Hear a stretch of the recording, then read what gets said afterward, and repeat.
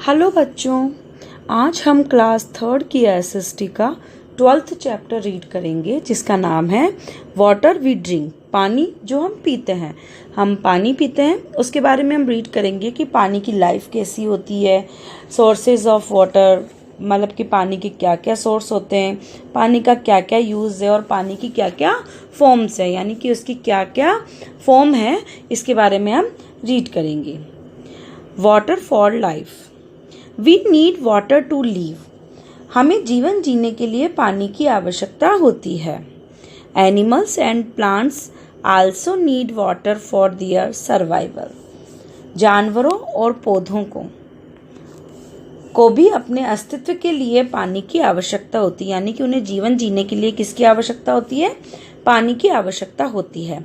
Life can not exist without water. जो हमारी जल के बिना जीवन संभव नहीं हो सकता, यानी कि अगर जल नहीं होगा तो किसी का भी सजीव वस्तुओं का भी जीवन संभव नहीं है। We use water for drinking, cooking, bathing, cleaning and for many other purpose. जल, ये जो हम जल का उपयोग पीने में, खाना पकाने में, नहाने में, सफाई करने में और अन्य अलग पर्पस में करते हैं। Water washes away many kinds of wastage from our body. पानी हमारे शरीर से कई तरह के जो वेस्ट निकलते हैं उसको धोने में हमारी मदद करता है। Water helps in maintaining the temperature of our body. पानी हमारे शरीर के तापमान को बनाए रखने में मदद करता है। It also mixed up with the food we eat and makes it soft. और यह हमारे द्वारा खाए जाने वाले भोजन के साथ भी मिलता है और उसे क्या करता है? नरम बनाता है। Uses of water. यहाँ हम पानी के यूज़ के बारे में पढ़ेंगे कि पानी क्या क्या यूज़ में आता है, इसके बारे में हम रीड करेंगे। Farmers use water to irrigate their crops. किसान अपनी फसलों की सिंचाई के लिए पानी का उपयोग करते हैं। Plants use water to make their food. और पौधे अपना भोजन बनाने के लिए पानी का उपयोग करते हैं। Many kinds of life forms like live in water. कई तरह के जीव रूप यानी जीव जंतु पानी में रहते हैं। The electricity, this include plants and animal. इसमें पौधे और जानवर शामिल है। Water is also used to make electricity. पानी से बिजली भी बनती है। The electricity made by the energy of water is known as hydroelectricity. पानी की ऊर्जा से बनी जो बिजली होती है उसे क्या नाम दिया गया है? जल विद्युत नाम दिया गया है। Sources of water. इसके बाद हम पानी के क्या क्या स्रोत हैं उसके बारे में रीड करेंगे। Do you know that 3/4 of the earth surface is covered with water. क्या आप जानते हैं कि पृथ्वी की सतह पर 3/4 हिस्सा पानी से ढका हुआ है, यानी कि 3/4 हिस्सा जो पानी से ढका हुआ है। Water is found in the oceans, rivers, lakes and streams. पानी कहाँ कहाँ पाया जाता है? पानी महासागरों में, नदियों में, झीलों में और नदियों में पाया जाता है। Water is also found under the ground. पानी जमीन के नीचे भी पाया जाता है। It is also present in the air of water vapour.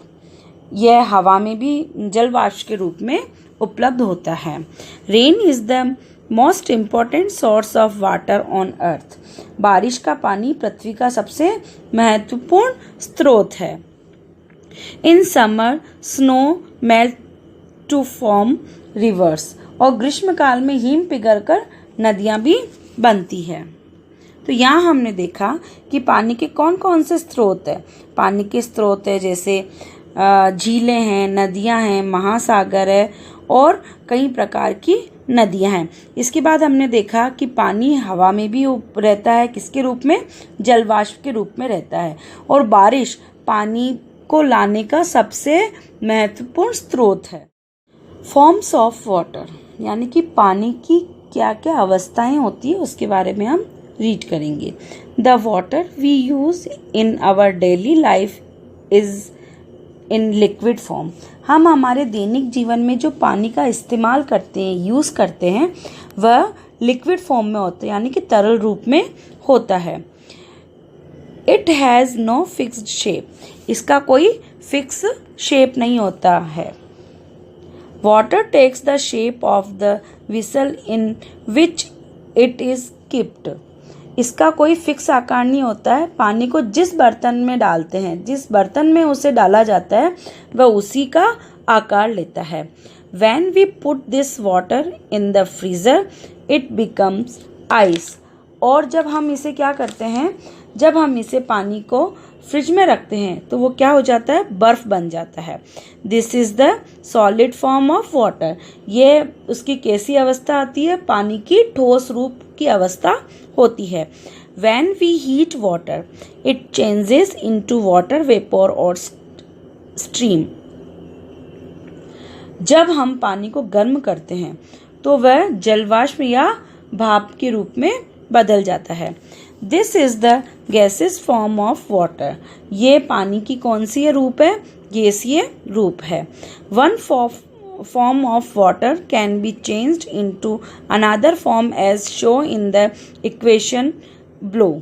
एक समीकरण के द्वारा, नीचे दिए गए समीकरण के द्वारा पानी के एक रूप से दूसरे रूप में बदला जाता है, जिसे हम नीचे दिए हुए समीकरण में पढ़ेंगे। जिस प्रकार आपने देखा होगा आइस को हम अगर गर्म करते हैं, आइस को हम गर्म करते हैं तो क्या हो जाता है, वो वाटर बन जाता है।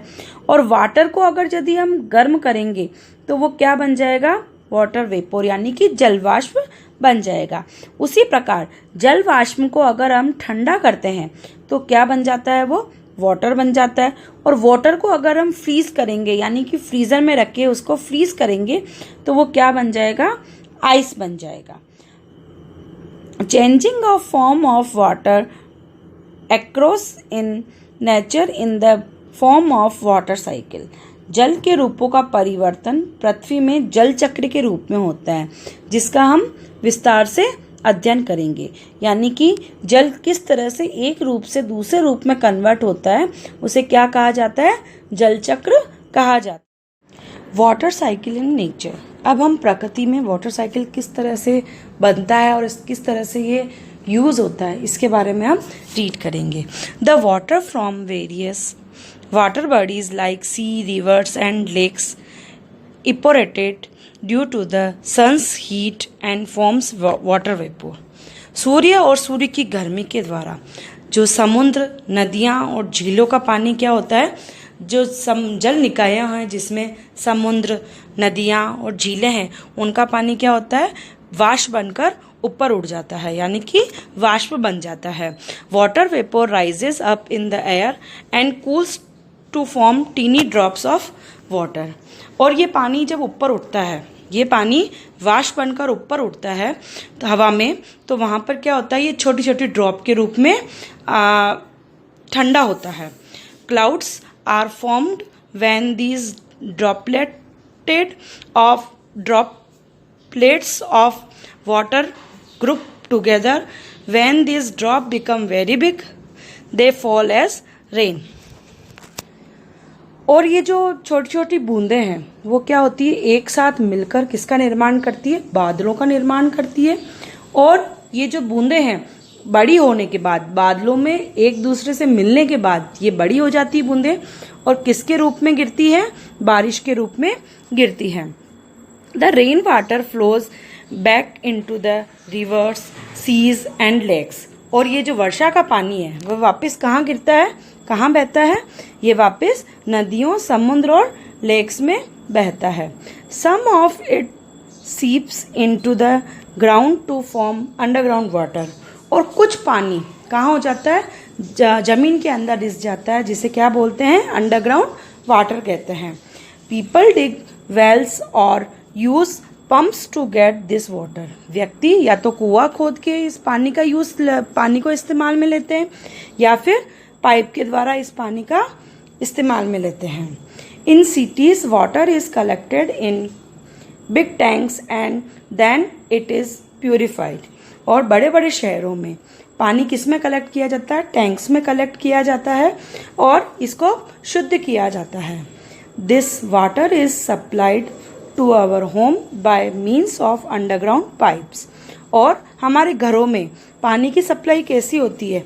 अंडरग्राउंड पाइप होते हैं, उससे हमारे घरों में पानी की सप्लाई होती है, उसकी आवक होती है। तो यहाँ हमने देखा कि पानी कैसे ऊपर उठता है, सूर्य की रोशनी से।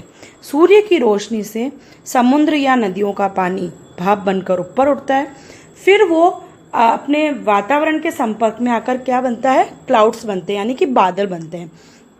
बादल बारिश का काम करते हैं, वो बारिश करते हैं और बारिश कहाँ करते हैं? वापस वो नदियों में बारिश करते हैं। तो इस प्रकार से ये जो वाटर साइकिल का ये जो चक्र है वो चलता रहता है, पानी के बनने का और उसके भाप बनने का।